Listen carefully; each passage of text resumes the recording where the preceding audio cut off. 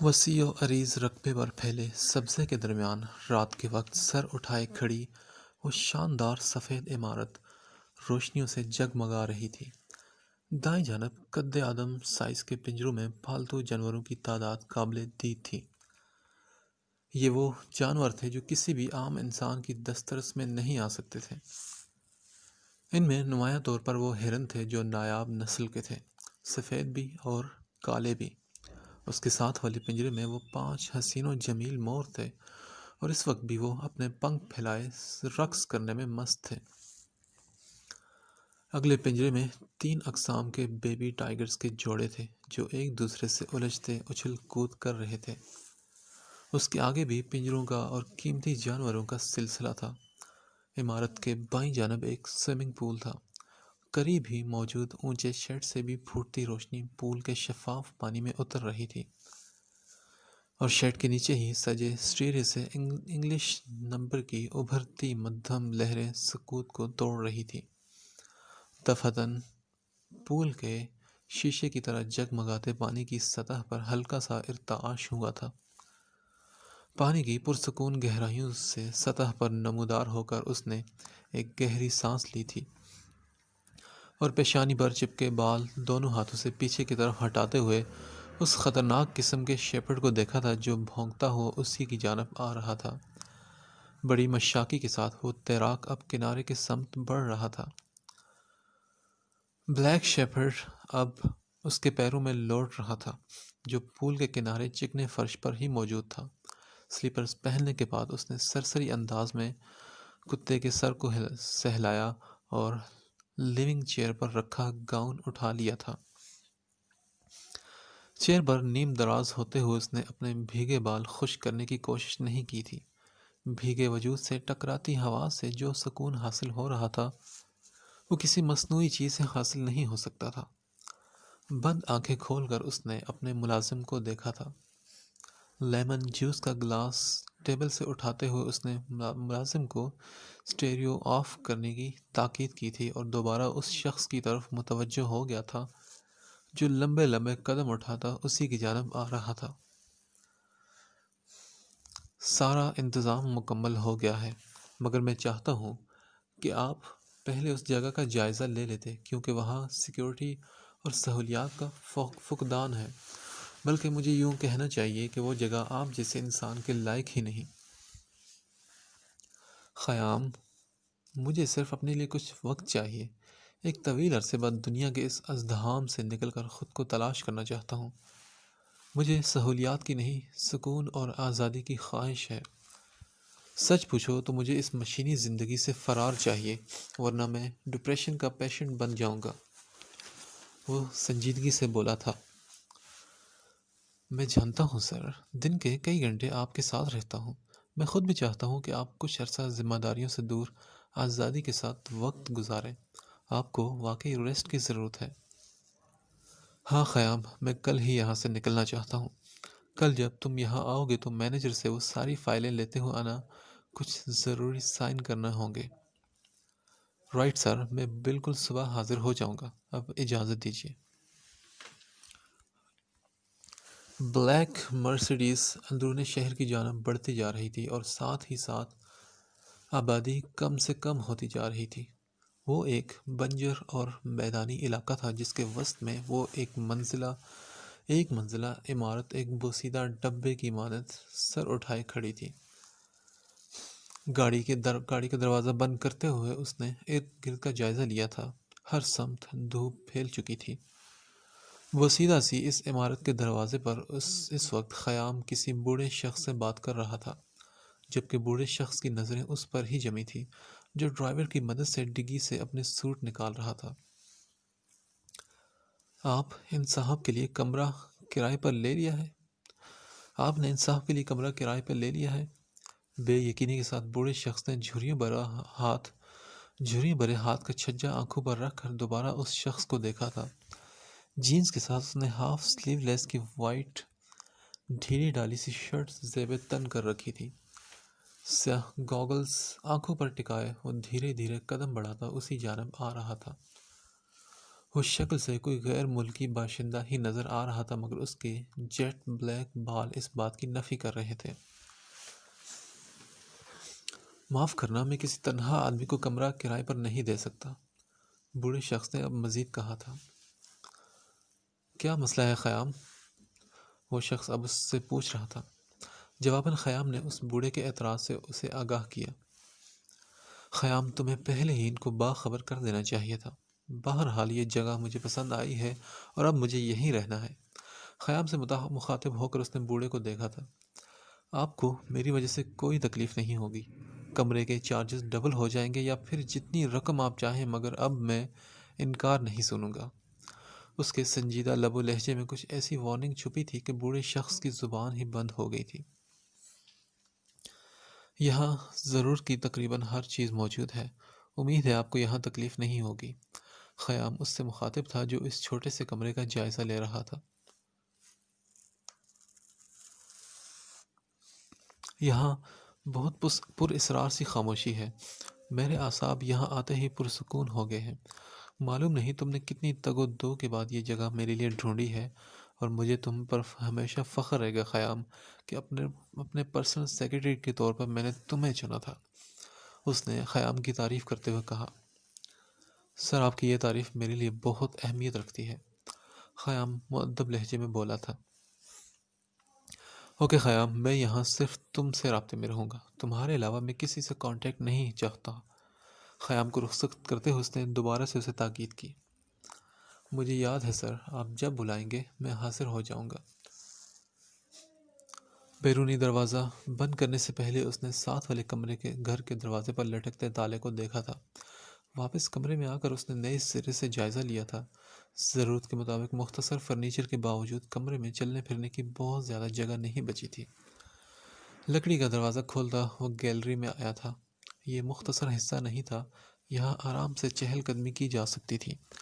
Gallery ہر طرح سے آہنی جالیوں سے کور تھی، اس لیے کوئی انسیکیورٹی نہیں تھی۔ گہری سانس لے کر اس نے نظروں کی حد تک پھیلے اس بنجر میدان کو دیکھا تھا جہاں اس وقت ہو کا عالم تھا۔ کچھ چونک کر وہ دائیں جانب بڑھا تھا۔ ساتھ والے گھر کی گیلری آہنی جالیوں کے پار اسے صاف دکھائی دے رہی تھی۔ کوئی شک نہیں رہ گیا تھا کہ ایک ہی گھر کو دیوار اٹھا کر دو پورشن میں بدلا گیا تھا۔ ساتھ والے پورشن کی گیلری سے اسے یہ اندازہ ہو گیا تھا کہ اس کے پورشن کے مقابلے میں وہ کافی چھوٹا حصہ ہے۔ وہاں کسی ذی نفس کے آثار اسے دکھائی نہیں دے رہے تھے۔ دوسری بات یہ کہ گیلری سے آگے اسے مزید کچھ دکھائی دینا بھی مشکل تھا۔ یقیناً وہاں کوئی نہیں تھا۔ اسے یاد آیا تھا کہ ابھی کچھ دیر پہلے اس نے ساتھ والے گھر کے بیرونی دروازے پر ایک بھاری تالا لٹکا ہوا بھی دیکھا تھا۔ شدید گھٹن کے باعث اس کی نیند ٹوٹی تو خود کو گھپ اندھیرے میں گھرا ہوا پایا۔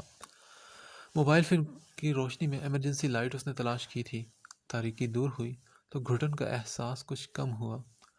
اس وقت رات کے 3:30 بج رہے تھے اور اسے سوئے ہوئے شاید 1 گھنٹہ ہی گزرا تھا۔ اسے یاد تھا کہ خیام کے جانے کے بعد کمرے میں اپنی مرضی سے چیزوں کو ادھر ادھر وہ سیٹ کرتا رہا تھا۔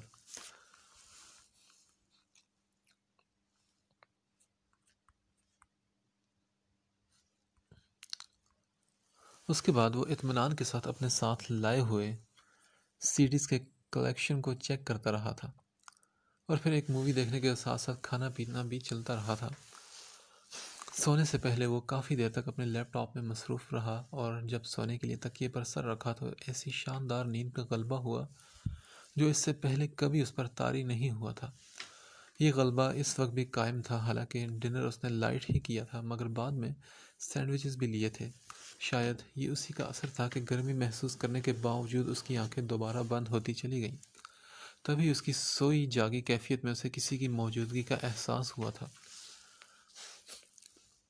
نیم و آنکھوں سے اس نے اپنے ارد گرد کا جائزہ لیا تھا، مگر ہر سمت جامد خاموشی تھی جس میں اسے اپنی سانسوں کی آواز بھی نہیں سنائی دے رہی تھی۔ اپنے وہم کو اس نے جھٹکنا چاہا جب یکدم ہی وہی مدھم آواز ابھری تھی۔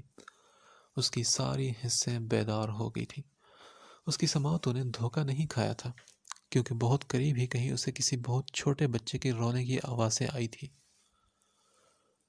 اور ان آوازوں کے درمیان ہی مدھم سی چھن چھن بھی سنائی دے رہی تھی۔ یہ چوڑیوں کی چھنکنے کی آوازیں تھیں۔ یہ دو مختلف قسم کی آوازیں بہت مدھم تھی اور وقتاً فوقتاً ابھر رہی تھی۔ ساکت لیٹا وہ ان آوازوں کی سمت کا تعین کرتا رہا تھا۔ اجنبی جگہ، اجنبی ماحول، رات کی بھیانک تاریکی اور تنہائی۔ وہ مضبوط اعصاب کا مالک حقیقت کی دنیا میں رہنے والا بندہ تھا، مگر اس چیز سے بھی انکاری نہیں تھا کہ اس قسم کی غیر آباد سنسان جگہوں پر اب نارمل ایکٹیویٹیز کا وقوع پذیر ہونا ناممکن نہیں ہو سکتا۔ ہلکا سا خوف اس کے دل میں جاگا تھا، مگر اپنے قدم نہیں جما سکا تھا کہ وہ آوازیں آہستہ آہستہ غائب ہو گئی تھیں۔ مگر اس وقت تک وہ یقین کر چکا تھا کہ دیوار کی دوسری جانب کوئی مخلوق موجود ہے۔ کچھ دیر بعد لائٹ آ گئی تھی۔ فل سپیڈ میں چلتے پنکھے کی ہوا اس کے پسینے میں شرابور وجود سے ٹکراتی پتہ نہیں کس وقت نیند کی گہرائیوں میں اسے لے گئی تھی۔ دن چڑھے تک وہ بیدار ہوا تو گزری رات کے ان پر اسرار لمحوں کا شائبہ تک ذہن میں نہ تھا۔ چائے کا مگ ساتھ لیے وہ گیلری میں آیا تو گرم ہوا کے جھونکوں نے اس کا استقبال کیا۔ گرلز کے قریب جاتے ہوئے وہ ایک دم ہی ٹھٹک کر رکا تھا۔ ساتھ والی گیلری میں اسے ایک بچہ دکھائی دیا جس کی بلند کلکاریوں نے اسے اپنی طرف متوجہ کیا تھا۔ حیرانی کے ساتھ درمیانی گرل کے پاس بیٹھے بچے کو دیکھتا وہ آگے بڑھا تھا اور دیکھنے کی کوشش کی تھی کہ اس بچے کے علاوہ بھی کیا وہاں کوئی موجود ہے۔ دوسری جانب وہ بچہ جو اپنا کھلونا گرل پر بچاتا خود ہی خوش ہو رہا تھا، اب سر اٹھائے اپنی معصوم آنکھیں پھیلائے اسے ہی دیکھ رہا تھا۔ چند لمحوں تک وہ گیلری میں کسی کی آمد کا منتظر رہا تھا، مگر پھر پنجوں کے بل گرل کے قریب بیٹھ گیا تھا۔ وہ بری طرح دنگ ہوا تھا جب اس کی نظر بچے کے پیر پر پڑی تھی۔ ایک نائلون کی رسی اس کے پیر سے باندھ کر دوسرا سرا گرل کی جالیوں میں باندھا گیا تھا۔ بچے کے گرد پلاسٹک کے کچھ کھلونے اور خالی ڈبے بکھرے تھے، شاید اسے مصروف رکھنے کے لیے، اور اس کا پیر رسی سے شاید اس لیے جکڑا گیا تھا تاکہ وہ اپنی جگہ سے کہیں اور نہ جا سکے۔ غوں غاں کرتا ہوا بچہ بمشکل سال بھر کا تھا۔ خوبصورت نقوش اور معصوم حرکتوں نے اس کے دل کو بچے کی طرح بہت زیادہ طرف مائل کر دیا تھا۔ بغور اور خاموشی سے وہ اسے دیکھ رہا تھا جو اب درمیانی جالی سے اپنا ننھا سا ہاتھ بڑھاتا اسے پکڑنے کی کوشش کر رہا تھا۔ بے اختیار ہی اسے بچے پر پیار آتا چلا گیا تھا۔ اس کا ہاتھ چومتے ہوئے وہ یاد کرنے کی کوشش کر رہا تھا کہ اس سے پہلے کیا ایک بار بھی اس نے کسی بچے کو اتنی توجہ سے دیکھا ہوگا، یا کسی بچے کو اس طرح پیار کرنے کی خواہش دل میں جاگی تھی جیسی اس وقت بیدار ہو رہی تھی۔ اسے نہیں یاد تھا کہ راہ چلتے ہوئے بھی اس نے ایک کے بعد دوسری نظر کسی بچے پر ڈالی ہو۔ اسے بچوں میں کوئی دلچسپی نہیں رہی تھی، مگر اس ہمکتے بچے کے لیے اچانک دل میں کیوں محبت کا سمندر ٹھاٹھے مارنے لگا تھا۔ وہ نہیں جاننا چاہتا تھا کچھ بھی۔ کچھ دیر بعد اسے یقین ہو گیا تھا کہ اس گھر میں وہ بچہ تنہا تھا، اور اس بات کے لیے وہ بہت زیادہ حیران اور الجھا بھی تھا کہ کیسے ماں باپ ہوں گے جو اتنے چھوٹے بچے کو تنہا چھوڑ گئے۔ بہرحال اس کی یہ غلط فہمی دور ہو گئی تھی کہ ساتھ والا گھر غیر آباد ہے۔ وہ دونوں اس وقت تنہا تھے، اس لیے دونوں کی ہی دلچسپی ایک دوسرے میں بڑھ گئی تھی۔ بچے کی اوٹ پٹانگ حرکتوں پر وہ کئی بار مسکرایا تھا، دل سے ہنسا تھا۔ بچے کو اپنی طرف متوجہ رکھنے کے لیے اس نے شاید ایک طویل عرصے بعد وسلنگ کی تھی، چٹکیاں بجائی تھی۔ اس بچے کو خوش رکھنے کے لیے اس کے کھیل میں شریک رہنا اسے دنیا کا سب سے خوبصورت اور دلچسپ کام لگ رہا تھا۔ وقت گزرنے کا بالکل بھی اندازہ نہیں ہوا تھا اسے۔ کافی دیر گزرنے کے بعد اسے لگا تھا کہ بچے کی دلچسپی کھیل سے ختم ہو رہی ہے۔ شاید وہ تھک گیا تھا یا پھر اسے بھوک لگ رہی تھی۔ اگلے چند لمحوں میں وہ واقعی منہ بسورتا رونا سٹارٹ کر چکا تھا۔ دوسری جانب اسے بہلانے کی کوشش کرتا وہ چونکا تھا جب بچے نے قریب ہی اوندھی پڑی دودھ کی بوتل اٹھانے کی کوشش کی تھی جس پر مکھیاں بنا رہی تھیں۔ جالی کے پاس اس کا ہاتھ بوتل تک پہنچ سکتا تھا، سو بچے سے پہلے ہی اس نے ہاتھ بوتل اٹھا لی تھی، جس پر بچہ کھسیانہ ہو کر رونا مزید بلند کر گیا تھا۔ میں اسے واش کر کے لاتا ہوں بیبی، یہ گندی ہو چکی ہے۔ وہ اس طرح بچے سے مخاطب ہوا جیسے وہ اس کے سمجھانے سے سمجھ جائے گا۔ بچے کی بھوک نے اسے بھی بے چین کر دیا تھا۔ وہ جلدی سے کچن تک آیا۔ وہ ایک سستا سا فیڈر تھا جسے دھونے سے پہلے اس نے کیپ احتیاطاً ہٹا کر دیکھا تو اس کا شک درست نکلا۔ بدبو کے بھپکے بوتل میں سے نکلے تھے۔ پتہ نہیں وہ دودھ کتنا پرانا تھا۔ خراب ہو کر زہر بن جانے والے دودھ نے اس بچے کا حال خراب کر دینا تھا۔ معلوم نہیں وہ کس قسم کے بے حس لاپرواہ انسانوں کا بچہ تھا۔ بوتل کا دودھ پھینک کر اسے دھوتے ہوئے وہ غصے اور افسوس میں مبتلا ہونے لگا تھا۔ بچے کے رونے کی مستقل آوازوں نے اسے گھبراہٹ میں مبتلا کر دیا تھا، لیکن پھر بھی برق رفتاری سے اس نے فریج سے دودھ کا پیکٹ نکالا تھا، برتن میں اسے نیم گرم کیا تھا۔ اس کام کا اسے کوئی تجربہ نہیں تھا، اس لیے اپنا ہاتھ بھی جلا بیٹھا تھا، مگر بچے کی بلبلاتی چیخوں نے اپنی تکلیف کو بھلا دیا تھا۔ فیڈر تیار کر کے وہ بھاگتا ہوا گیلری میں پہنچا تھا۔ اس کے دل میں عجیب سی کیفیت پیدا ہوئی تھی۔ جالیاں پکڑے روتا بچہ اسے واپس آتے دیکھ کر بے تابی سے ہاتھ ہلاتا اپنی خوشی کا اظہار کر رہا تھا، مگر ہچکیوں اور آنسوؤں کے ساتھ۔ اپنے چھوٹے چھوٹے ہاتھ فیڈر کے ارد گرد رکھے بچہ فیڈر پیتے ہوئے دھیرے دھیرے اپنی لامبی پلکیں جھپکتا جالیوں سے ٹکے اس کے چہرے کو تک رہا تھا۔ دوسری جانب اسے درمیانی جالیوں کی رکاوٹ اب اور ناگوار گزر رہی تھی۔ وہ بچے کو اپنے ہاتھوں میں اٹھانا چاہتا تھا، مگر یہ ناممکن تھا۔ بہرحال اس نے بچے کے باریک ریشمی بالوں والے سر کو اپنے ہاتھ کی چوڑی ہتھیلی پر رکھ لیا تھا تاکہ وہ آرام سے لیٹا پیٹ پوجا کرتا رہے، مگر اس دوران بھی وہ شانت نہیں تھا۔ کبھی آسمان کی طرف ہاتھ اٹھاتا، اڑتی چیڑوں کا احوال پوچھتا، اور کبھی اپنا پیر جالی پر مار کر اسے ڈرانے کی کوشش کرتا۔ ڈھلتی دوپہر کی پرسکون مدھم ہوا میں وہ اس کے معصوم چہرے کو ہی دیکھ رہا تھا جو اب بے خبر سو رہا تھا۔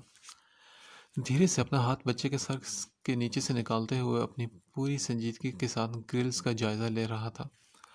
زنگ آلود جالیوں کو اس طرح جگہ سے ہٹانا کسی کی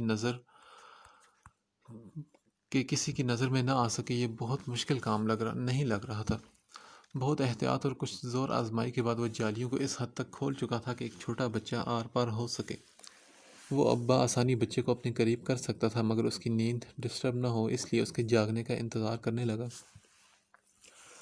اسے واقعی خود پر یقین نہیں آ رہا تھا کہ وہ کس طرح ایک بچے کے لیے اتنا حساس ہو رہا ہے۔ وہ جو اپنے ایک منٹ کو قیمتی تصور کرتا تھا، کس طرح اپنا طویل وقت ایک بچے پر خرچ کر گیا۔ کوئی کشش، کوئی طاقت تھی اس بچے میں جس نے اس ایک اونچے پورے مرد کو اپنا تابع دار بنا لیا تھا۔ کچھ وقت مزید گزرا تھا جب اچانک اسے ایک آہٹ نے چونکا دیا۔ برق رفتاری سے وہ جالیوں کے اکھڑے حصے کو واپس ٹھیک کرتا دیوار کی اوٹ میں ہوا۔ ایک نسوانی پکار اور قدموں کی آہٹیں مزید قریب آئی تھی۔ گوشی! چند لمحوں بعد اس نے دیکھا کہ نائلون کی رسی تو پڑی تھی، مگر اس میں بچے کا پیر نہیں تھا۔ یقیناً وہ عورت بچے کو ساتھ لے کر اندر جا چکی تھی۔ باہر اندھیرا پھیل چکا تھا جب چہل قدمی کے لیے باہر جانے کے ارادے سے وہ اٹھا تھا۔ دروازہ بند کر کے سیڑھی کی جانب بڑھتا وہ حیران نظروں سے اسے دیکھ رہا تھا جو بڑی سی جھاڑو سے کچرا سمیٹ کر سیڑھیوں کی طرف لے جا رہی تھی۔ جگہ بہت تنگ تھی۔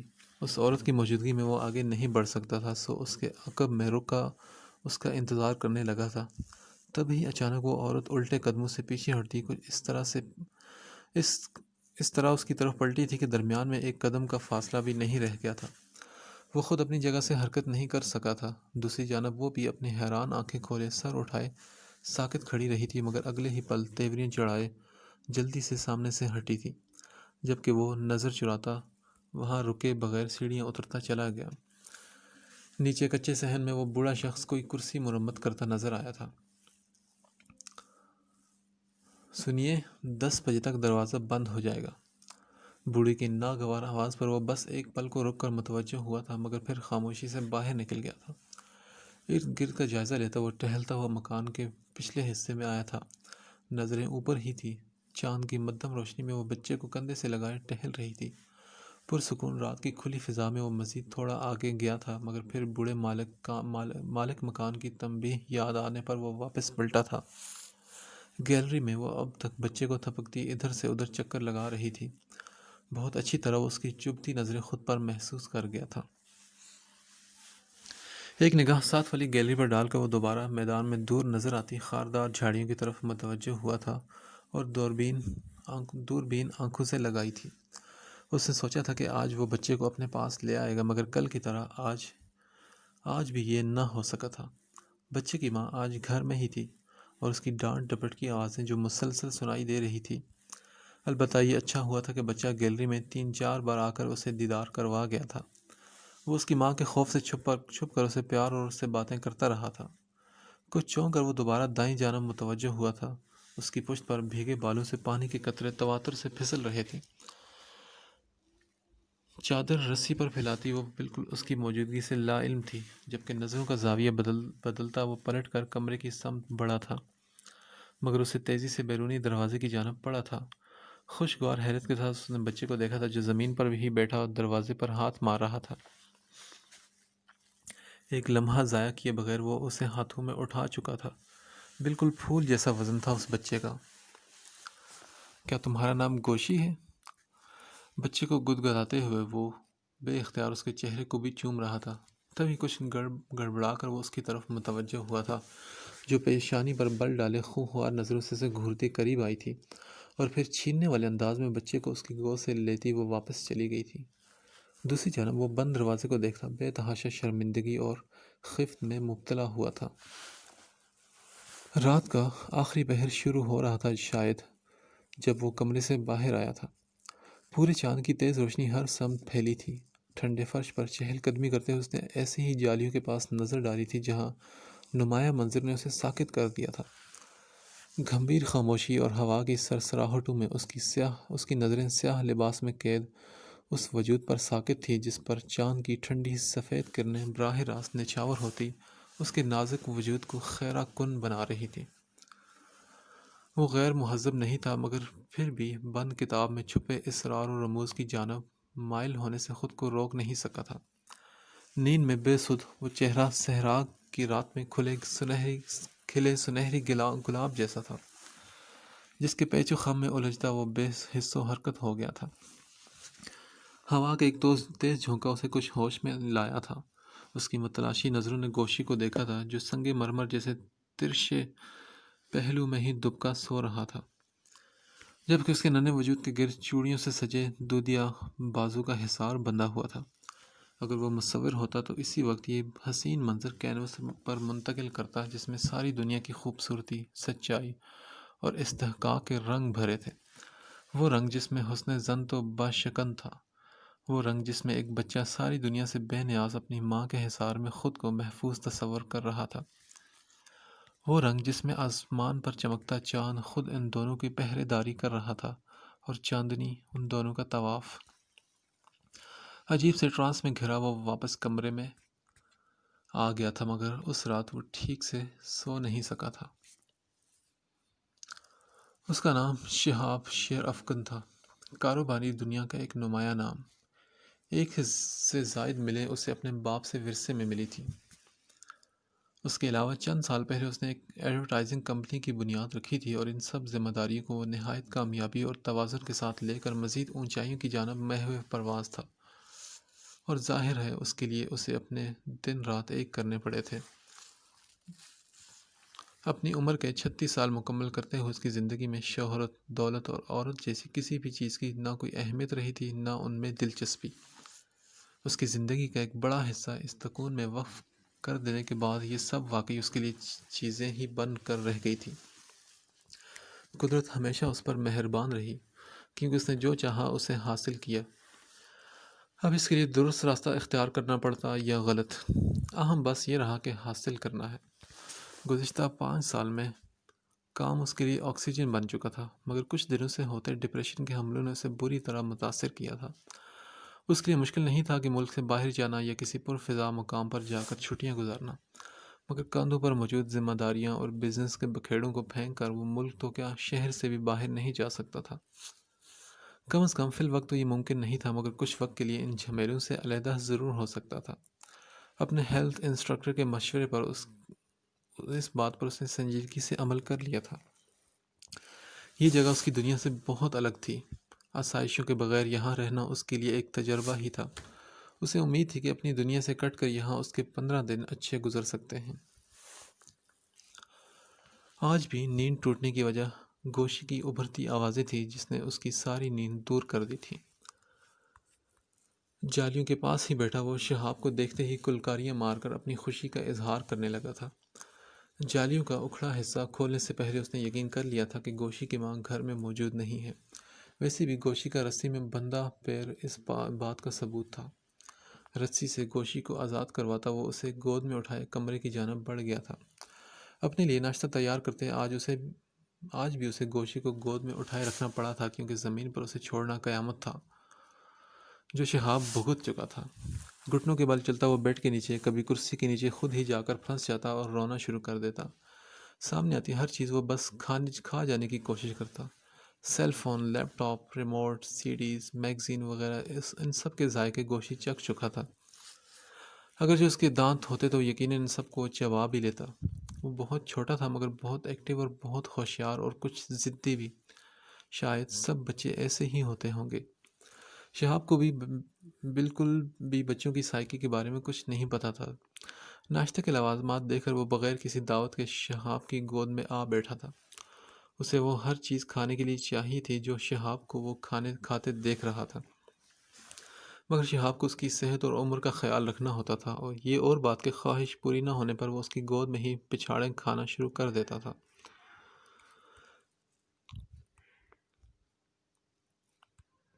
لہٰذا اسے راضی کرنے کے لیے شہاب کو کسی نہ کسی طریقے سے اس کے حکم کی تعمیل کرنی پڑتی تھی۔ سارا وقت وہ گوشی کو گود میں اٹھائے چھوٹے چھوٹے کام نپٹاتا رہا تھا، اس کے ساتھ کھیلتا بھی رہا تھا، یہاں تک کہ وہ اس کی گود میں ہی سو گیا تھا۔ وہ دونوں ہی ایک دوسرے سے بہت مانوس ہو چکے تھے۔ شہاب کو اندازہ تھا کہ گوشی کی ماں گھر سے کب نکلتی ہے اور واپس کب آتی ہے۔ یہ معلومات رکھنی بھی ضروری تھی تاکہ اس کے آنے سے پہلے گوشی کو واپس اس کے پورشن میں منتقل کر سکے۔ حالانکہ اب شہاب سے علیحدہ ہوتے گوشی نے احتجاج کرنا شروع کر دیا تھا۔ وہ تو اپنی ماں کی موجودگی میں بھی جالیوں کے قریب آ جاتا۔ اس کی آوازوں پر شہاب کو گیلری میں دوڑنا پڑ جاتا، مگر وہ اس کی خواہش کے مطابق اسے خفیہ راستے سے اپنے قریب نہیں کر سکتا تھا۔ ایسے میں اس کی ماں وہاں آ جاتی تو شہاب کو ادھر ادھر ہونا پڑتا۔ وہ کھول کر رہ جاتا جب گوشی کی ماں اس کے رونے پر اسے دو چار دھموکے جڑتی، وہاں سے کھینچتی اسے اندر لے جاتی۔ گوشی کی دھاڑوں پر شہاب بس بے چین ہو کر ہی رہ جاتا۔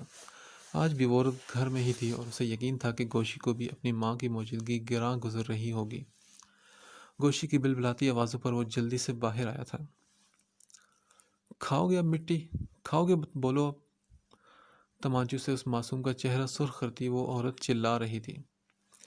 جاہل عورت، ڈھنگ کی غذا اسے نہیں دو گی تو وہ مٹی کھا کر ہی پیٹ بھرے گا۔ شہاب دل ہی دل میں پیچ و تاب کھاتا ہوا سوچ رہا تھا۔ پھر وہ بولا، کیا میں آپ سے کچھ بات کر سکتا ہوں؟ شہاب کی مداخلت پر وہ چونک کر اس کی جانب متوجہ ہوئی۔ کیا بات کرنی ہے آپ نے؟ کون سے راز و نیاز بتانے ہیں؟ ایک اکیلی عورت تنہا نظر آئی نہیں کہ سب اسے اپنے باپ کا مال سمجھ کر ہاتھ صاف کرنے پر تیار رہتے ہیں۔ جا کر اپنی ماں سے بات کرو، اس کے قدموں میں جنت ڈھونڈو۔ شہاب اس کی باتیں سن کر ہک دک کھڑا اس کے لال بھبوکا چہرے کو دیکھتا رہ گیا تھا۔ اس گولہ بارود کی وہ توقع نہیں رکھتا تھا۔ دیکھیے محترمہ، آپ مجھے غلط سمجھ رہی ہیں۔ میں تو صرف آپ سے یہ پوچھنا چاہ رہا تھا کہ آپ نے مالک مکان سے میری شکایت کس بنیاد پر کی ہے؟ میں نے آپ کو کیا تکلیف پہنچائی ہے؟ بمشکل درمیان میں اسے روکتا ضبط کیے پوچھنے لگا، یہ تکلیف کیا کم ہے کہ تم جیسے چھڑے چھانٹ کو میرے برابر لا بٹھایا ہے؟ میں بھی کرایہ دے کر یہاں رہتی ہوں، اکیلی عورت ہوں، چھوٹا سا بچہ ہے میرا۔ جب روپے دے کر بھی یہاں تحفظ نہیں ملے گا تو کیا بوریا بستر سمیٹ کر میدان میں جا بیٹھوں؟ وہ عورت اب اسی طرح بھڑکتی چیخ رہی تھی۔ مگر میں نے آپ کے تحفظ کو کب نقصان پہنچایا ہے جو آپ مجھ پر اس طرح کے الزام لگا رہی ہیں؟ سنیے، میں ٹھیک الزام لگا رہی ہوں۔ آدھی آدھی رات تک اونچی آواز میں ٹی وی چلتا ہے، انگریزی گانے سنے جاتے ہیں۔ تم بازار سے اٹھ کر آئے ہوگے، مگر یہ شریفوں کا گھر ہے۔ دیکھیے، اب آپ حد سے بڑھ رہی ہیں۔ اپنے پورشن میں رہ کر میں آپ کی مرضی پر نہیں چل سکتا۔ مجھے یہاں اپنی مرضی سے رہنے کا حق ہے۔ مفت میں بھی یہاں نہیں رہ رہا۔ شہاب سرخ چہرے کے ساتھ ناگواری سے بولا، میری بلا سے کرایہ دو یا مفت میں رہو، مگر میرے گھر میں تو دخل اندازی مت کرو۔ میرے بچے کے پاس کھیلنے کے لیے ایک یہ گیلری ہے، تم یہاں بھی اسے تنگ کرتے ہو۔ مجھے اپنا کام چھوڑ کر بھاگ بھاگ کر یہاں آنا پڑتا ہے۔ یہ آپ کیا کہہ رہی ہیں؟ وہ بچہ ہے، اس پر صرف پیار ہی آ سکتا ہے، میں نے ہرگز اسے تنگ نہیں کیا۔ شہاب اپنے غصے کو کنٹرول کرتا بولا تھا۔ اچھا، اگر اتنا ہی پیار امڑ رہا ہے تو اپنے بچے دنیا میں لے آئے۔ خبردار جو میرے بچے کو اب ہاتھ لگایا۔ اسے نظر بھر کر بھی دیکھا۔ خونخوار لہجے میں بولتی وہ سامنے سے چلی گئی تھی۔ شہاب کی رگوں میں خون کھول اٹھا تھا، مگر اپنی طرف بڑھتے گوشی کے آنسو سے تر چہرے نے اسے کسی شدید رد عمل سے روک لیا تھا۔ گوشی کے پھول سے چہرے پر چھپے انگلیوں کے سرخ نشانوں کو چھوتے ہوئے اس کا دل چاہا کہ للکار کر اس بے حس عورت سے پوچھے کہ وہ کیسی ماں ہے، اتنی بے دردی سے اپنے بچے کو مارتے ہوئے ذرا بھی اس کا دل نہیں تڑپتا۔ کچھ ہی دیر میں وہ گوشی کو بہلانے میں کامیاب ہو گیا تھا۔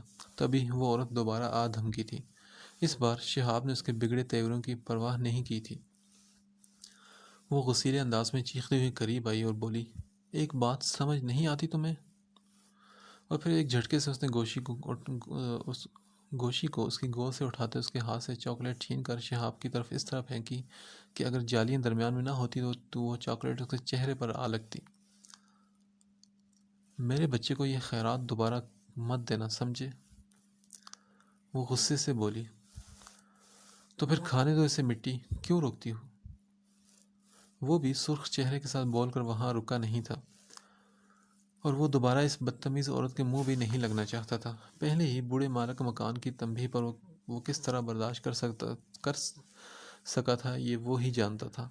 اس عورت اور بوڑھے کو اگر اس نے برداشت کیا تھا تو صرف اس لیے کہ وہ سکون سے یہاں بقیہ دن گزارنا چاہتا تھا۔ کمرے میں شدید قسم کا حبس محسوس ہو رہا تھا اسے۔ ٹی وی آف کرتا وہ گیلری میں آ چکا تھا۔ سامنے ویران بیابان میدان چاند کی روشنی میں انتہائی پر اسرار لگ رہا تھا، مگر اس کی ساری توجہ درمیانی گرلز پر مرکوز تھی۔ اس عورت کی چھٹی حص کو سلام پیش کرتا وہ جالیوں کی طرف بڑھا تھا، جہاں دوسری طرف سے ایک بڑی سی چادر پردہ رکھنے کے لیے جالیوں سے باندھ دی گئی تھی، مگر ہوا سے پھڑ پھڑاتی چادر اس کی آنکھوں پر بند نہیں باندھ سکتی تھی۔ اوندا لیٹا گوشی بے خبر سو رہا تھا، جبکہ اس کے قریب ہی موجود وہ دوسری طرف کروٹ لیے سو رہی تھی۔ شہاب کی نظریں اس کی پشت پر ہوا کے جھونکے سے بکھرتے بالوں سے پھسلتی اس کے پیروں تک اور پھر دوبارہ سفر کرتی اوپر تک پہنچی۔ آج پھر شہاب کے لیے ناممکن تھا یہ یقین کر لینا کہ وہ ایک بچے کی ماں ہے۔ وہ دنیا پرکھ چکا تھا، تجربہ کار تھا۔ عورت اس کے لیے کوئی ایڈونچر نہیں رہی تھی، اس لیے اس عورت پر اس کا شک پختہ ہوتا جا رہا تھا۔ جالیوں کے قریب ہی وہ گھٹنوں کے بل بیٹھا دوسری جانب موجود گوشی کے ہاتھ پکڑے اسے پیروں پر چلنے میں مدد دے رہا تھا۔ تبھی کچھ چونک کر وہ بس ایک پل کے لیے اس کی طرف متوجہ ہوا تھا، جو دھلے کپڑوں سے بھری بالٹی اٹھائے گیلری میں آئی تھی اور ایک تیز نگاہ شہاب پر ڈالتی حیرت انگیز طور پر خاموشی سے دوسری طرف بڑھ گئی تھی۔ شہاب منتظر ہی رہا اس کی طرف سے لڑائی کا، مگر وہ بس کپڑے جھٹک کر رسی پر پھیلاتی رہی تھی۔ یہ ایک اچھا اشارہ تھا۔ وہ بھی جان گیا تھا کہ گوشی سے جڑے رہنے کے لیے اسے ڈٹائی کے ساتھ اس بد زبان عورت کو بھی برداشت کرنا پڑے گا، ورنہ جس طرح وہ اسے بے عزت کر چکی تھی اس کے بعد شہاب اسے تھپڑ جیسا تمغہ ضرور دینا چاہتا تھا۔ سنیے، مجھے آپ سے آپ کے بیٹے کی شکایت کرنی ہے۔ آج اس نے دوبارہ مجھے کاٹا ہے۔ شہاب کی آواز پر نے اسے دنگ کیا تھا، مگر اگلے ہی پل وہ جس طرح بھاگی ہوئی آئی تھی شہاب کو دنگ ہونا پڑا تھا۔ کیا اس نے دانت نکالی ہیں؟ او میرے خدا، اس نے 4 دانت نکالی اور مجھے پتہ ہی نہیں۔ خوشی اور بے یقینی کے جملوں کے درمیان وہ چیخ پڑی تھی، جبکہ شہاب کی نظریں اس کے جگمگاتے مسکراتے چہرے پر ساکت ہو گئی تھی، جبکہ فرط مسرت سے ڈبڈبائی آنکھوں کے ساتھ وہ گوشی کو باہوں میں بھرے اس کا چہرہ چومے جا رہی تھی، جو اپنی ماں کی اس اچانک امڑتی محبت پر حیران و پریشان تھا۔ ایک گہری سانس لے کر شہاب نے اس کی پشت کو دیکھا تھا، جو والہانہ محبت اپنے بچے پر لٹاتی گیلری سے جا رہی تھی۔ دور کہیں سے مغرب کی اذانیں بلند ہو رہی تھی۔ اپنے کمرے کی دہلیز پر رکا وہ دوسری جانب سے ابھرتی آوازوں کو سن رہا تھا۔ دیکھو، میرے سامنے کوئی بہانہ مت کرو۔ یہ جالی زنگ لگ کر کمزور ہوئی یا کسی اور وجہ سے، میں نے تمہاری درخواست پر اپنی جیب سے اسے ٹھیک کروایا ہے، مگر کل تک مجھے یہ پیسے واپس مل جائیں۔ میری بیوی نے ترس کھا کر تمہیں یہ کمرہ کرائے پر دیا تھا۔ یہاں کوئی نقصان ہوتا ہے تو اسے تم نہیں پورا کرنا ہے۔ پہلے ہی تم وقت پر کرایہ نہیں دیتی ہو۔ یہ آواز بوڑھے مالک مکان کی تھی، جو یقیناً گوشی کی ماں پر گرم ہو رہا تھا۔ شہاب نے اپنا سر پکڑ لیا تھا۔ آج صبح ہی گوشی نے اپنی ماں کی موجودگی میں جالیاں پار کرنے کی کوشش کی تھی۔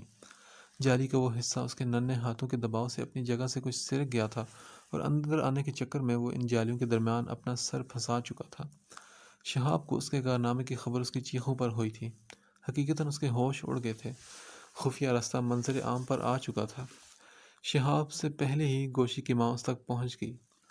پھنسے ہوئے گوشی کو واپس نکالتے ہوئے اس کے تابڑ توڑ دھماکے چیختے چنگاڑتے بچے پر برسے تھے، اور اب مالک مکان جالیوں کو نقصان پہنچانے کا سارا الزام اس عورت پر ڈالتا روپے پیسوں کا مطالبہ کر رہا تھا۔ شہاب کو حیرت نہیں ہوئی تھی جب بوڑھے کے جانے کے بعد کسی نے اس کا دروازہ کھٹکھٹایا۔ دروازہ کھولتے ہوئے پریشان تھا، مگر اس کے اسپاٹ چہرے کو دیکھتے ہوئے شہاب کے چہرے کا رنگ اڑ گیا تھا۔ وہ بولی، جالیاں ٹھیک ہونے میں 500 روپے کا خرچ ہوا ہے۔ اس کے چپتے لہجے پر وہ ایک پل کو رکا تھا، مگر پھر پلٹ کر کمرے تک پہنچا تھا اور والیٹ سے روپے نکال کر اس کی طرف آیا تھا۔ میں جان گئی ہوں کہ جالیاں توڑنے کی کارستانی کس کی ہے، نوٹ اس سے لیتے ہوئے سرد لہجے میں بولی تھی، اور اگر میں خاموش رہی تو صرف اس لیے کہ میں اپنے کردار کو مشکوک نہیں کرنا چاہتی تھی۔ تم تو یہاں سے چلے جاؤ گے، مگر دوبارہ یہ حرکت مت کرنا جو مجھے میرے بچے کے ساتھ کھلے آسمان تلے پہنچا دے۔ اس عورت کی سخت تنبیہ نے شہاب کو شرمندہ کیا تھا۔ ایک لفظ بھی وہ اس سے نہیں کہہ سکا تھا، جو ناگواری سے اسے دیکھتی اپنے گھر میں جا چکی تھی۔ آج دوپہر سے ہی گوشی اپنے ماں کے ساتھ کہیں غائب تھا۔ چلو ایک طرح سے اچھا ہی تھا۔ گوشی کو دیکھ کر وہ زیادہ دیر تک خود پر کنٹرول نہیں رکھ سکتا تھا۔ ہو سکتا تھا کہ وہ اپنا عہد توڑ کر ان جالیوں کو دوبارہ توڑنے پر مجبور ہو جاتا۔ خاموشی نے اسے کچھ بیزار کر دیا تھا، لہٰذا اس کا ارادہ تھا کہ کچھ وقت باہر گزارا جائے۔ رات کا کھانا بھی باہر ہی کھانے کا ارادہ تھا۔ تیار ہونے کے بعد اس نے گیلری کی طرف کھلنے والا دروازہ لاک کیا تھا اور پھر والیٹ اٹھاتا کمرے سے نکل گیا تھا۔ تیزی سے سیڑھیاں اترتے ہوئے زینے کے موڑ پر یکدم اپنے قدم نہیں روک سکا تھا۔ بری طرح لڑکھڑاتا وہ بگڑے توازن کے ساتھ اسے بھی ساتھ لیتا زمین بوس ہوتا چلا گیا۔ وہ ایک نازک عورت تھی اور اس مضبوط انسان کا بوجھ نہ سہار سکی، جبکہ اس کے بازو سے پھسلتا گوشی جو پشت کے بل گرا تھا فٹافٹ اٹھ کر بھی بیٹھ چکا تھا۔ حالانکہ اس اچانک افتاد اور اپنی ماں کی گھٹی گھٹی چیخوں نے اسے ہراساں ضرور کر دیا تھا۔ دوسری جانب لمحہ ضائع کیے بغیر شہاب نے خود کو سنبھالا تھا اور بغیر کچھ سوچے سمجھے اس عورت کا بازو پکڑ کر اسے اٹھنے میں مدد دی تھی۔ وہ بولا، "I'm sorry، میں جلدی میں بالکل نہیں دیکھ سکا کہ آپ۔" شدید جارحانہ قسم کا تھپڑ اس کے چہرے سے ٹکرایا تھا، جو وہ ساری معذرت بھول کر گھنگ کھڑا رہ گیا تھا، جبکہ وہ عورت گوشی کو اٹھا کر خونخوار نظروں سے اسے دیکھتی سیڑھیاں چڑھتی چلی گئی۔ صبح سے رات ہو گئی مگر وہ کمرے سے باہر نہیں نکلا تھا۔ حالانکہ گوشی کی پکاروں پر خود پر پہرا لگائے رکھنا بہت مشکل تھا، ویسے بھی اس کی ماں گھر میں تھی۔ وہ مزید اس کے ہاتھوں اپنی عزت اور انا کا جنازہ نہیں نکلوانا چاہتا تھا۔ باہر کی دنیا میں اسے لوگ عزت کی نگاہ سے دیکھتے تھے، اس سے ملاقات کے لیے گھنٹوں انتظار کرتے تھے، جبکہ یہاں وہ 2 کوڑی کی ایک عورت کس طرح اس کے منہ پر تھپڑ مار گئی تھی۔ گوشی کا چہرہ اسے آپے سے باہر نہیں ہونے دے رہا تھا، ورنہ اس کے ایک اشارے پر وہ عورت راتوں رات کہاں غائب ہو جاتی، نہ زمین کو پتہ ہوتا نہ آسمان کو۔ اور پھر ایک عورت پر اپنی طاقت آزما کر وہ اپنی مردانگی پر کوئی حرف برداشت نہیں کر سکتا تھا۔ نہ اپنے مقام سے وہ گرنا چاہتا تھا، مگر وہ جانتا تھا کہ اب اس عورت کا سامنا ہونے پر وہ کوئی لحاظ نہیں رکھ سکے گا۔ فی الحال تو وہ اس کی شکل بھی نہیں دیکھنا چاہتا تھا۔ بیدار ہوتے ہی اس کے کانوں میں بادلوں کی بھیانک گڑ گڑاہٹیں سنائی دی تھی۔ بارش زور و شور سے جاری تھی۔ کسل مندی کے ساتھ وہ اٹھ بیٹھا تھا، تبھی ایک اور آواز اس کے کانوں سے ٹکراتی اس کے ہوش اڑا گئی تھی۔ بھاگتا ہوا وہ گیلری میں آیا تھا اور اگلے ہی پل جیسے کوئی خنجر اس کے دل میں پیوست ہوا تھا۔ دھواں دار بارش میں خوف و سردی سے نیلا پڑتا، روتا بلکتا گوشی اس کی پناہ میں آنے کے لیے جس طرح تڑپا تھا، شہاب کا دل اس کی چیخوں پر پھٹ گیا تھا۔ بجلی کی سی تیزی سے گوشی کو اس نے رسی سے آزاد کروایا تھا۔ نہ جانے اسے جالیوں کے ٹوٹنے کی پرواہ تھی، نہ نہ اسے جالیوں کے ٹوٹنے کی پرواہ تھی، نہ اس عورت کی۔ گوشی کے روتے مچلتے ننھے وجود کو اپنے سینے میں چھپائے وہ کمرے کی جانب دوڑا تھا۔ دروازہ کھول کر باہر آتے شہاب نے سپاٹ نظروں سے اسے دیکھا تھا، جو بارش میں مکمل بھیگی گرتی پڑتی سیڑھیاں چڑھتی نظر آ رہی تھی۔ کیا یاد آ گیا تمہیں؟ ایک جانور کو رسی سے باندھ کر تم گھر سے نکلی تھی۔ کاٹدار آواز پر وہ تالا کھولتے ہوئے رکی تھی۔ جانور ہوگے تم، وہ میری اولاد ہے، سمجھے؟ وہ شدید مشتعل ہو کر غرائی تھی۔ اچھا، اسے پالنے کے لیے گھر سے نکلتی ہوں۔ میرے سر پر کون ہے جس کی گود میں بٹھا کر اسے کمانے باہر چلی جاؤں؟ اس طرح اسے پالنے سے بہتر ہے کہ اس کا گلا گھونٹ دو۔ یہ بھی نہیں کر سکتی تو اسے اس کے باپ کے حوالے کر دو، اگر اس کا کوئی باپ موجود ہے تو۔ شہاب کے چپتے لہجے پر اس کے چہرے کا رنگ بدلا تھا، اور اس سے پہلے کہ اس کا ہاتھ شہاب کے گریبان تک پہنچتا، برق رفتاری سے اس کا ہاتھ پکڑ کر روک گیا تھا، اور لمحہ بھی ضائع کیے بغیر اسے تقریباً کھینچتا ہوا اپنے کمرے میں لے گیا تھا۔ اس کی آواز حلق میں گھٹ کر رہ گئی تھی۔ شہاب نے اس طرح اس کا ہاتھ چھوڑا تھا کہ وہ لڑکھڑا کر گوشی کے قریب گرنے والے انداز میں بیٹھی تھی۔ گرم کمبل میں وہ بے سدھ سویا ہوا تھا، مگر اس کا چہرہ حد سے زیادہ سفید ہو کر اترا ہوا بھی تھا۔ تم اسے اولاد کہتی ہو، جسے مار دینے کی کوئی کسر تم نے آج نہیں چھوڑی۔ وہ بخار میں جلتا بارش میں بھیگ رہا تھا، تمہیں پکار رہا تھا، مگر تم تک اس کی آواز نہیں پہنچی۔ وہ کیوں روتا ہے؟ اسے کیا تکلیف ہے؟ تمہیں کچھ پتہ نہیں چلتا۔ اس نے کب دانت نکالنے شروع کیے، کب اس نے چلنا سیکھا، تمہیں کچھ خبر نہیں۔ جانتی ہو ایسا کیوں ہے؟ کیوں تمہیں اس کے ہنسنے، رونے، چیخنے، چلانے کی وجہ نہیں پتہ چلتی؟ اس کے کاٹدار سوالیہ لہجے پر وہ بس ساکت بیٹھی اسے دیکھ رہی تھی۔ میں بتاتا ہوں تمہیں، کیونکہ تم اس بچے کی ماں ہو ہی نہیں۔ میں سب کچھ جان چکا ہوں کہ حقیقت کیا ہے۔ شہاب کے قطعی لہجے پر اس کی آنکھیں پھیلی تھی، اور اگلے ہی پل وہ چپ چیل کی طرح اس کے گریبان پر جھپٹی تھی۔ میں اس کی ماں ہوں، سمجھے؟ یہ میرا بچہ ہے۔ وہ حلق کے بل چیخی تھی جب شہاب نے جلدی سے اسے پرے ہٹایا تھا۔ نہیں، تم دنیا کو دھوکہ دے سکتی ہو، مگر مجھے نہیں۔ میں تو تمہاری جڑوں تک پہنچ چکا ہوں۔ ناگوار لہجے میں وہ اس سے مخاطب تھا، جو خونخوار نظروں سے اسے دیکھ رہی تھی۔ اپنی ماں کے مرنے کے بعد اس لیڈی ڈاکٹر کے گھر میں تم نے کام کرنا شروع کیا، جہاں پہلے تمہاری ماں کام کرتی تھی۔ اپنی ماں کے مرنے کے بعد تم تنہا بے آسرا ہو گئی، تو اسی لیڈی ڈاکٹر نے تمہیں ایک ایسے بچے کو تمہاری خواہش پر تمہارے حوالے کیا، جس کا کوئی والی وارث نہیں تھا۔ گوشی کتنے دن کا تھا جب تمہاری گود میں آیا؟ کہو تو یہ بھی بتا دوں تمہیں۔ ہاں، تو کیا گناہ کیا میں نے؟ اس کے لیے وہ سب کرتی ہوں جو ایک ماں کرتی ہے۔ اس کی بھوک، اس کی ضرورتوں کے لیے خود کو بھول جاتی ہوں۔ میں نے اس کے لیے راتیں جاگ کر گزاری ہیں۔ سرخ آنکھوں سے اسے دیکھتی وہ چیختے ہوئے بولی تھی۔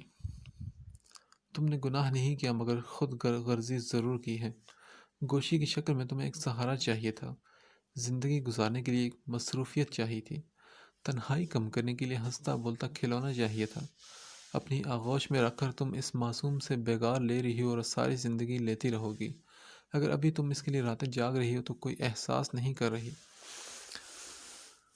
بات سنو میری، تم ہوتے کون ہو دخل اندازی کرنے والے میرے معاملات میں؟ آخر تم چاہتے کیا ہو؟ میں جو کچھ دیکھ چکا ہوں، اس کے بعد گوشی کو تمہارے ہاتھوں مرتے ہوئے نہیں دیکھنا چاہتا۔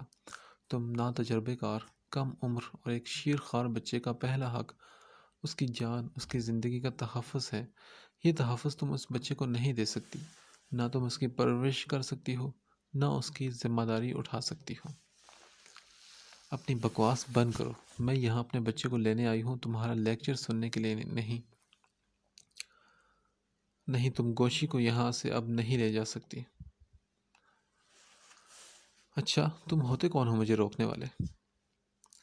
یہ سوال مجھ سے کرنے سے پہلے تم یہ پیپرز ضرور دیکھ لو۔ اور اطمینان کے ساتھ شہاب نے پیپرز اسے دے دیے تھے، اور اس کے خبردار ہونے سے پہلے ہی گوشی کو اس کی گود سے لے لیا تھا۔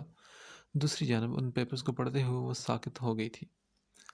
میں قانونی طور پر گوشی کو اڈاپٹ کر چکا ہوں۔ اس کے نام کے ساتھ میرا نام منسلک ہو چکا ہے اور اب میری اجازت کے بغیر دنیا کی کوئی طاقت اس پر اپنا حق نہیں جما سکتی۔ شہاب پرسکون لہجے میں بولتا اسے ہی دیکھ رہا تھا جس کے ہاتھ سے پیپرز گر گئے تھے۔ خدا غارت کرے تمہیں، دفن ہونے کے لیے زمین کا ٹکڑا بھی نہ ملے تمہیں۔ دنیا بھری پڑی ہے یتیم خانوں سے، وہاں جا کر اپنا نام بانٹ دیتے، انہیں سہارا دے کر ثواب کماتے، مجھے کیوں ڈسا ہے؟ میں نے کیا بگاڑا تھا تمہارا؟ میرا آخری سہارا بھی چھین لیا تم نے۔ حلق کے بل اس پر چیختی وہ سر پکڑے زمین پر بیٹھ گئی تھی۔ چند لمحوں تک وہ اسے دیکھتا رہا جو زاروں کی طرح رو رہی تھی۔ گوشی کو احتیاط سے گرم کمبل میں چھپا کر وہ دوبارہ اس کی طرف متوجہ ہوا تھا۔ دیکھو تمہارا یہ ماتم حالات کو بدل نہیں سکتا۔ میں کسی صورت میں گوشی کو تمہارے حوالے اب نہیں کروں گا۔ میں اس سے محبت کرتی ہوں، میں مر جاؤں گی اس کے بغیر۔ وہ عورت اب لرزتے لہجے میں بولی تھی۔ اگر تم اس سے محبت کرتی ہو تو خود سے یہ سوال کرو کہ کیا تم اسے بہتر زندگی دے سکتی ہو؟ اسے بہتر غذا، بہتر تعلیم دے سکتی ہو؟ ابھی اس کی ضروریات محدود ہیں، مگر جیسے جیسے وقت گزرے گا اس کی ضروریات بڑھیں گی۔ تمہیں زیادہ روپے حاصل کرنے ہوں گے اور تم جانتی ہو کہ روپے کمانا آسان نہیں ہے۔ صرف اپنے بارے میں نہیں سوچو، اسے غربت و افلاس میں پروان چڑھا کر تم اسے خود سے متنفر کرو گی۔ اگر آج میں اسے تمہارے حوالے کر دیتا ہوں تو یقین کرو کچھ سال گزرنے کے بعد یہ بچہ خود تمہیں چھوڑ کر بھاگ جائے گا، تمہاری بے پناہ محبت کے باوجود، کیونکہ اسے صرف محبت کی ضرورت نہیں ہے۔ اب کی عورت اس سے پوچھنے لگی، کیا تم اس سے مجھ سے بھی زیادہ محبت کرو گے؟ وہ بولا، ہاں، اور وہی محبت مجھے مجبور کر رہی ہے کہ میں اسے تحفظ دوں، اسے وہ سب کچھ دوں جس کی اسے ضرورت ہے۔ شہاب نے اس کے بغور اس کے چہرے پر لہراتے تاریک سائے دیکھے تھے اور اب وہ اٹھ کھڑی ہوئی تھی۔ ہاں، شاید تم نے سچ ہی کہا ہے، میں نے اس کی بے قدری کی اور مجھے یہی سزا ملنی چاہیے۔ بھیگے لہجے میں بولتی وہ جانے کے لیے پلٹی تھی، اتنے میں وہ بولا، صفورہ، تمہیں یقین ہے کہ میں گوشی کی بہتر نگہداشت کر سکتا ہوں؟ سنجیدہ نظر سے اسے دیکھتا وہ چند قدم آگے بڑھا تھا۔ وقت اور حالات نے اس حد تک چہرہ شناس تو اسے بنا دیا تھا کہ اس نے اس پر یقین کر لیا۔ صفورہ، تم گوشی کے لیے مجھ پر بھروسہ کر سکتی ہو تو اپنے لیے کیوں نہیں؟ اس کے مبہم لہجے پر وہ الجھی تھی۔ وہ بولا، میں گوشی کو اپنے قریب ضرور رکھنا چاہتا ہوں، مگر اسے تم سے الگ نہیں کرنا چاہتا۔ تم اس کی ماں ہو، وہ تم سے دور نہیں رہ سکے گا۔ وہ اتنا چھوٹا ہے کہ مجھے اس کی ماں کو بھی اس کے ساتھ اڈاپٹ کرنا ہوگا۔ کیا تم اس چیز کے لیے راضی ہو؟ اس کے سوالی لہجے پر وہ بے بس اور دھنگ رہ گئی تھی۔ میں تمہارے سامنے کوئی غلط بیانی نہیں کروں گا۔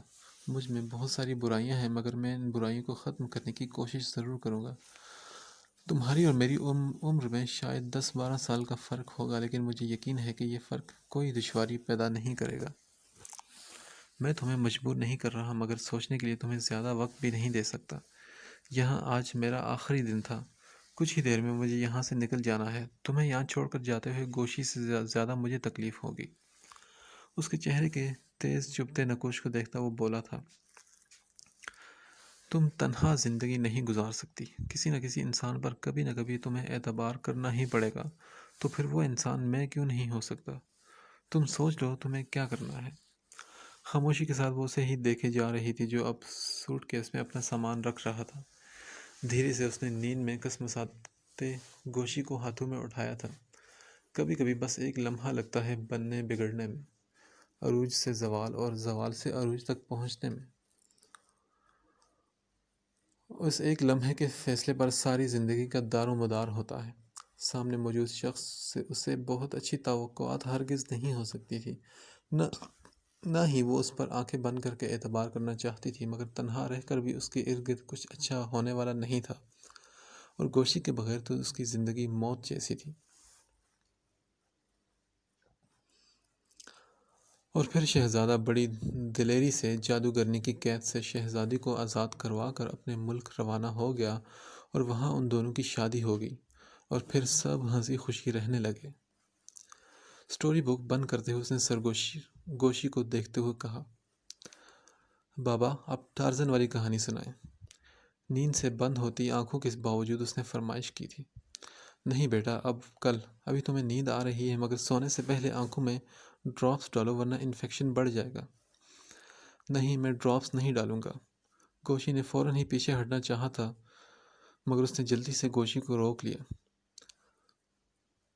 اس کی طرف مت جاؤ، تم دیکھ رہے تھے میں نے کتنی مشکل سے اسے سلایا ہے۔ سفورہ نے ڈانٹتے ہوئے اسے قریب کیا تھا اور کھلتے دروازے کی طرف متوجہ ہو گئی تھی۔ کیا یہ ابھی تک جاگ رہا ہے؟ شہاب نے حیرت سے گوشی کو دیکھا تھا۔ سونے کے لیے اسے نیند سے زیادہ تمہاری ضرورت ہے، سفورہ نے مسکراتے ہوئے کہا۔ اچھا، اب یہ ڈراپس اس کی آنکھوں میں ڈالو، میری تو یہ کوئی بات نہیں سن رہا۔ کیوں سنے گا وہ تمہاری بات؟ میرا بیٹا ہے، میری بات مانے گا، ویسے بھی یہ تم سے زیادہ مجھ سے پیار کرتا ہے۔ گوشی کو بہلاتے ہوئے بالآخر اس کی آنکھوں میں ڈراپس ڈالنے میں کامیاب ہو چکا تھا۔ گوشی بیٹا، آنکھیں بند ہی رکھے سو جاؤ۔ گوشی کا سر اپنے بازو پر رکھے وہ خود بھی وہاں لیٹ گیا تھا۔ سفورہ بولی، میں سوچ رہی ہوں کہ گوشی کو کل اسکول بھیج دوں، انفیکشن کافی حد تک ٹھیک ہو چکا ہے، تمہارا کیا خیال ہے؟ ان دونوں پر کمبل پھیلاتے وہ پوچھ رہی تھی۔ نہیں، گوشی ابھی بالکل ٹھیک تو نہیں ہوا، میرے لیے اس کی آنکھیں زیادہ اہم ہیں، دھوپ اور ڈسٹ کی وجہ سے انفیکشن بڑھ سکتا ہے، ابھی بھی اس کی آنکھیں ریڈ ہو رہی ہیں، اس لیے کل بھی اسے ہرگز باہر نہیں نکلنے دینا۔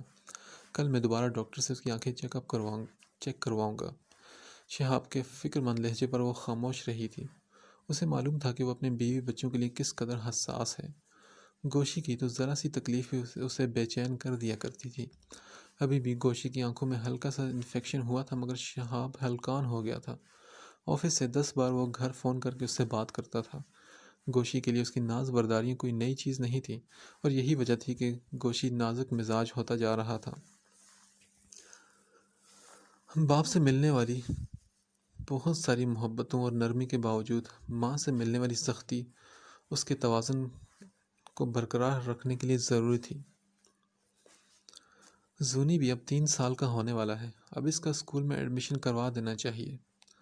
نیند میں کسمساتے بچوں کو تھپکتے ہوئے سفورہ نے سوالیہ نظروں سے شہاب کو دیکھا تھا، جو بند آنکھوں کے ساتھ مسکرایا تھا۔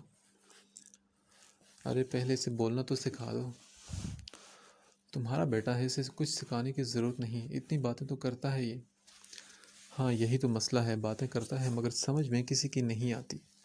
شہاب کے فوراً ہی کہنے پر وہ دھیرے سے ہنسی تھی۔ اچھا اگر تم چاہتی ہو تو ٹھیک ہے، مگر میں سوچ رہا ہوں کہ میں آفس اور بچے اسکول میں ہوں گے تو تم گھر میں تنہا رہ جاؤ گی۔ وہ بند آنکھوں کے ساتھ ہی بولا تھا۔ تمہیں نہیں لگتا کہ ہمیں اسٹور روم سے وہ کارٹ نکال کر دوبارہ کمرے میں سجا لینا چاہیے؟ اس بار مسکراتی نظروں سے اس نے سفورہ کے حیران چہرے کو دیکھا تھا۔ نہیں، مجھے لگتا ہے کہ تمہیں فوراً سو جانا چاہیے، نیند کے غلبے میں تم بھول رہے ہو کہ یہ 2 اولادیں 10 پر بھاری ہیں۔ خوشمگی مسکراہٹ کے ساتھ وہ اسے گھرکتی لائٹ آف کرنے کے لیے اٹھ گئی تھی۔ ٹیرس کا دروازہ بند کرتے ہوئے یکدم رکی تھی، نظریں آسمان پر چمکتے بھرپور چاند پر ٹھہر سی گئی تھی۔ ایک وقت تھا کہ اسی چاند کو تکتے ہی وہ ساری رات گزار دیا کرتی تھی۔ اس کی لاتعداد شکوے، شکایتوں اور مایوسی کا رازدار تھا یہ چاند، جو ماضی میں اگر اس کے آنسوں پر مسکراتا تھا تو آج اس کے نصیب پر۔ پتہ نہیں یہ سب اسے جو ملا ہے وہ اس کا ہی نصیب تھا یا گوشی کا۔ بہرحال جو بھی تھا، گوشی کو آغوش میں لے کر اس نے کہیں نہ کہیں خدا کی خوشنودی حاصل کی تھی، اس کے دل کو یہ یقین تھا۔ شہاب کی پکار نے اسے چونکایا تھا۔ گہری پرسکون سانس لے کر ایک آخری نگاہ اس نے آسمان پر ڈالی تھی اور دروازہ بند کرتی واپس اس جانب پلٹ آئی تھی جہاں اس کی پوری کائنات منتظر تھی۔